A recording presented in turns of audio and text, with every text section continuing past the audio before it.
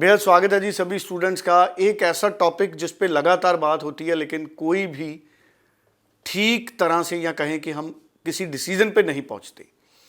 आज फिर एक बार बात करेंगे कि जिन स्टूडेंट्स का स्कोर पीटी का 60 से कम है, जिनका ओवरऑल 60 भी नहीं है, 60 से कम है, वो क्या करें। क्योंकि कई स्टूडेंट ऐसे हैं जो फाइल लगाते हैं उनको रिफ्यूज़ल आती है, कई स्टूडेंट्स ऐसे हैं अगर वो पीटी 60 से कम फाइल लगाते हैं तो वीज़ा भी आ रहा है।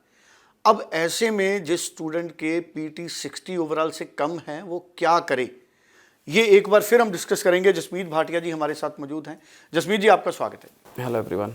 जसमीत जी 4.5 बैंड पे भी वीज़ा आ रहा है कनाडा का, 4.5 बैंड पे, एक में 5 पे, लेकिन पीटी 60 से कम है जिनका ओवरऑल स्कोर, वो अब क्या करें। किसी का वीज़ा आ रहा है, किसी का नहीं आ रहा, आपकी ऑथेंटिक सजेशन क्या है? सो स्टूडेंट्स देखो, इस टाइम पे काफ़ी सारे गवर्नमेंट कॉलेजेस भी ऐसे हैं जो पीटीई 50 पे भी आपको एक्सेप्ट कर रहे हैं, बट प्राइवेट कॉलेजेस तो बिल्कुल आपको एक्सेप्ट कर ही रहे हैं। So situation is very very confusing because हमारे कुछ वीज़ा रिजल्ट्स 56 57 पे भी पॉजिटिव आए हैं। So right now Canada government is very very bullish, मतलब कि सबको ही वीज़ा देना चाहते हैं वो।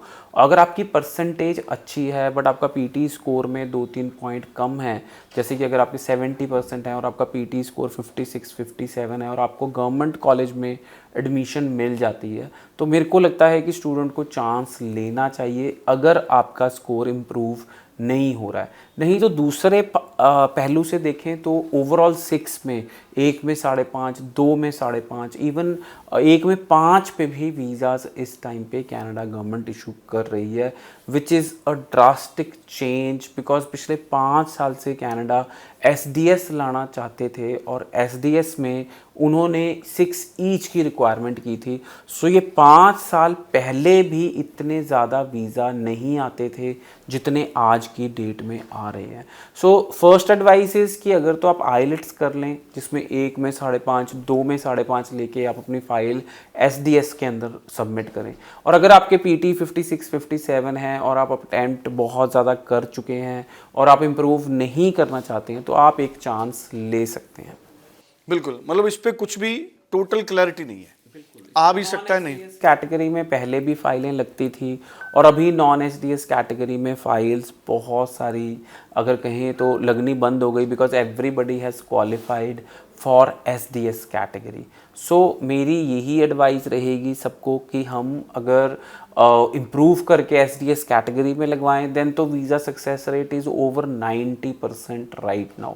बट अगर किसी कारणों की वजह से हम नहीं लगा सकते तो तब भी हमारा एक चांस लेना तो बनता ही है। But because as compare to Australia, इस टाइम पे ऑस्ट्रेलिया भी इतने वीज़ाज़ नहीं दे रहा है, they are very tough on Indian students right now. और अगर हम न्यूजीलैंड की भी बात करें तो फाइनेंशियल जिसको कहते हैं कि वेरिफिकेशन बहुत स्ट्रॉन्ग है और अगर आपके फंड्स जेन्युइन नहीं है तो न्यूजीलैंड का वीज़ा मिलना भी बहुत मुश्किल है। सो अगर आप कनाडा जाना चाहते हैं एंड कनाडा इज़, मैं फिर कहूँगा कि there is no issue for jobs, there is no problem at all, it all depends on the skills you acquire. बिल्कुल ठीक है। सो 904139 904112 आप जसमीत जी से एक बार ज़रूर बात करिए अगर आपका स्कोर लेस देन 60 है या 60 ओवरऑल से कम है। Thank you so much. Thank you so much.